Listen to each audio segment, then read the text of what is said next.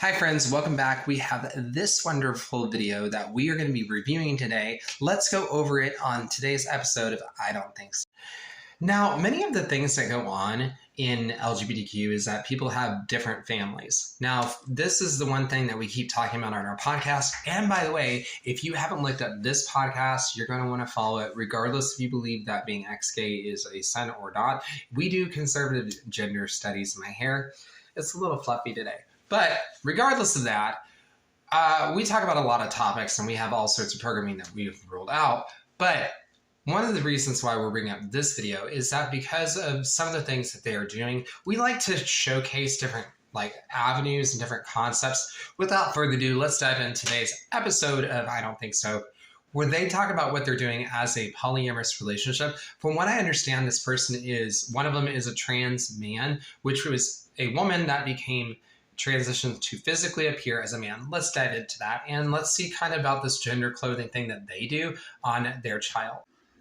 When we first told people we weren't going to be gendering our child from birth, we got a variety of reactions, but I think the most interesting came from our families, right? So it's me, my husband, and our co-parent, and we decided each of us would handle kind of our own families because we know them best. So in my case, it's a big family. I decided to CC them all on a single email, and I just wrote out very clearly, this is what we're doing, this is why we're doing it, this is what I expect from you.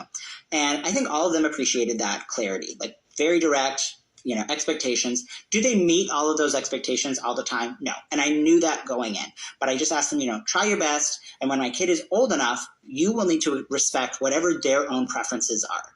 And I think I have been so loudly and proudly queer and trans from a very young age. This is just another weird gay thing I'm doing at this point. They were much more concerned really about our three-parent family dynamic. And they were like, what if you break up? What would be the custody situation? Which honestly, I appreciate, they're trying to show care and concern for us. For my husband, his family is very, very small, right? Just a handful of people. So he basically just decided to give them bare bones information. We are having a baby. We will be raising the baby together. That's that. Baby got here. We started using they, them pronouns. And he was like, that's that. He didn't tell the family anything about our child's assigned sex at birth.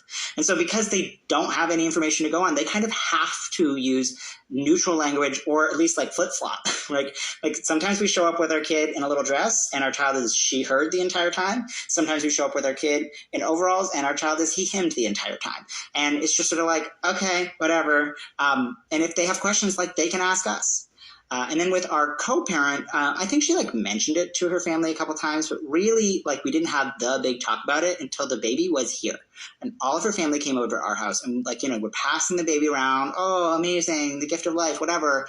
And that's when we dropped the news hey, we're going to be using they, them pronouns for our kid until they are actually old enough to develop their own gender identity. And then we're going to listen to them when they tell us who they are and follow their lead.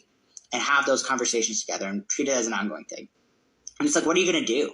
Are you really going to get in a fight about that right here, right now with the person who just went through 33 hours of labor and pushed a 9-pound, 6-ounce baby out of their body? You're really going to tell that person how to raise their kid?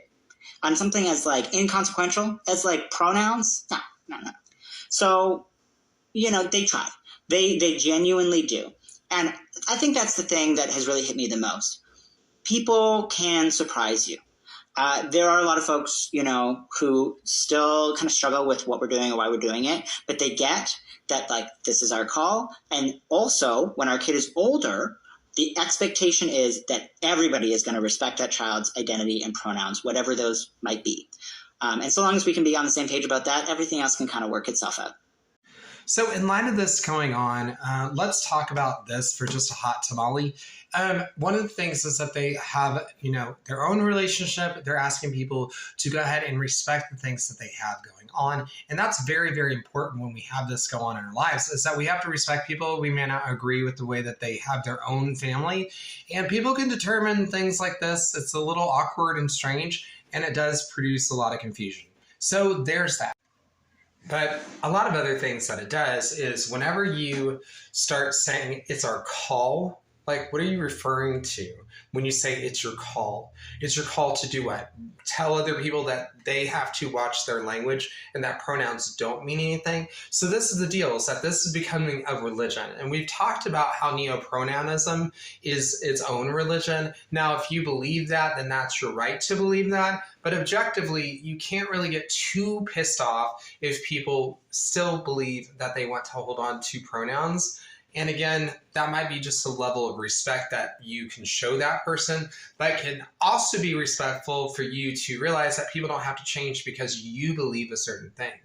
And that's being able to have tolerance for people who do not believe the same way. So tolerance also consists of your ability to believe differently and also tolerate the fact that people do not believe the same.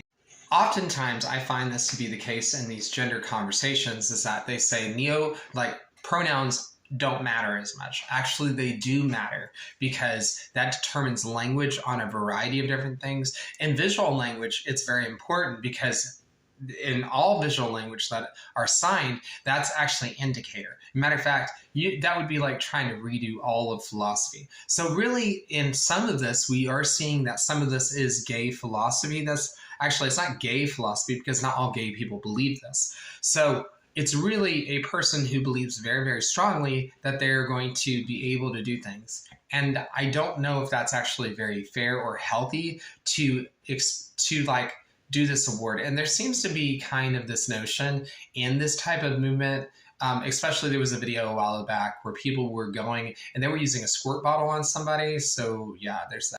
But beyond this, I find on a regular basis that this notion of things not mattering because it's trying to validate the way you have a worldview or whatever. If you just say this is the way you believe, then it becomes a religious stance. And I think people can say that. I respectfully disagree.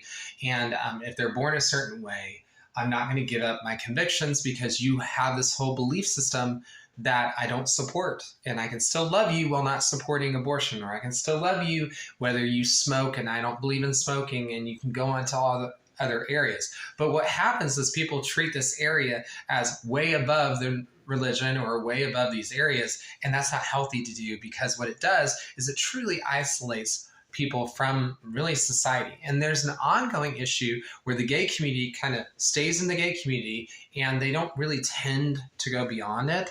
That doesn't always happen, but that's just something that I notice as an observable issue. And lastly, I think that it's actually kind of, you're being like very blunt when you're going from girl to guy clothing. You studies you can really confuse a child by not allowing them to have consistency. So if you are going to raise a genderless child, then maybe you should have genderless clothing to correspond with your belief of giving them a genderless name. And that's probably what they did. I don't know on this particular trans person, but it's just something observable. So let me know your thoughts.